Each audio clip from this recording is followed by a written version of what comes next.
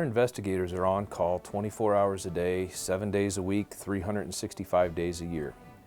We cover the entire state of Missouri, and we do so with 10 investigators, 5 which are assigned throughout the state and 5 which are assigned throughout St. Louis City and the St. Louis County area. We have a fleet of 4-wheel drive vehicles, all-wheel drive vans, climate-controlled animal transport trailers, so that we can respond at a moment's notice anywhere throughout the state, wherever the animals may need us.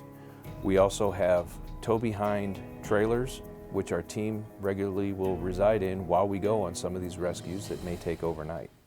We're the lead agency for animal response if the state of Missouri is put into a state of disaster by the governor. And in this case, Waynesville Animal Shelter contacted us and said, we have people that have been displaced from their homes and we have a lot of animals coming in, can you guys come down and help? So at that point we packed up and took Bart and our little mobile trailer and with 4 people and went out there and set up shelter. We took in a lot of animals that had been displaced. Some of them we couldn't locate their owner when we first found them, but at the end of the week we had reunited several owners with their animals. All the investigators are involved in the triage of the animals when they come back from a rescue. And when they're investigating cases, the first line of defense for the animal is that investigator. So all of our investigators have to have a general knowledge of the care and conditioning process of the animals. They have to know what uptake needs to be done, all the provisions that the animals need. And the animals are not only dogs and cats, but they can be horses, cows, farm animals, rabbits, rats, even reptiles. Well, recently I got Jefferson County added to my territory, so most of the calls I check out have to deal with horses, the occasional cow or goat or whatever version of livestock. When somebody asks me about my job, I get that on a daily basis. What's your job like? What do you do? I usually tell people that probably, in my estimation, 90% of my job is education.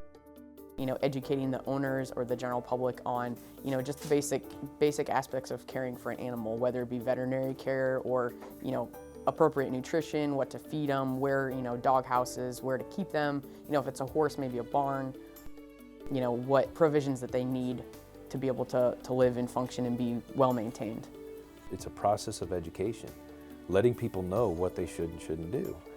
And if they don't do it, well, then that comes the point in time where we go to the Sheriff's Department, Prosecuting Attorney's Office, and we provide our information that shows that they haven't done what they're supposed to do. We have contact with the suspects of our cases regularly. To build a case, we generally are talking to them, educating them on the Missouri state laws, and then they have that decision as to whether or not they're going to follow the state law and make the corrections that are needed or not. And in that case, that's when we start to build a case for prosecution. Animals can't speak for themselves, so somebody's got to give them a voice. And this job's it's not a career, it's not really a job, it's a calling. Not everybody's able to do this work either because of emotional factors. I personally, I want to give those animals a voice, and somebody's got to look after them. So that's why I choose to do this, is to give them a voice, to rescue them from whatever situation they may be in. The Humane Society of Missouri provides such a valuable function to our community. We take in injured strays. We take in unwanted animals. We've taken down puppy mills. We've taken down dogfighting organizations. If the Humane Society of Missouri wasn't here, where would those animals be now? They wouldn't be able to be helped. If there was no investigators statewide, who would the Sheriff's Department call when they have 20 horses out in the field that are starving and dying and need to go to a vet? Who would care for these animals? If the Humane Society of Missouri wasn't here, who would the general public turn to investigate serious cases of abuse and neglect? Or if you think that there's abuse and neglect going on, who would you call? We provide such an important service that without us, the animals would ultimately be the ones that suffer.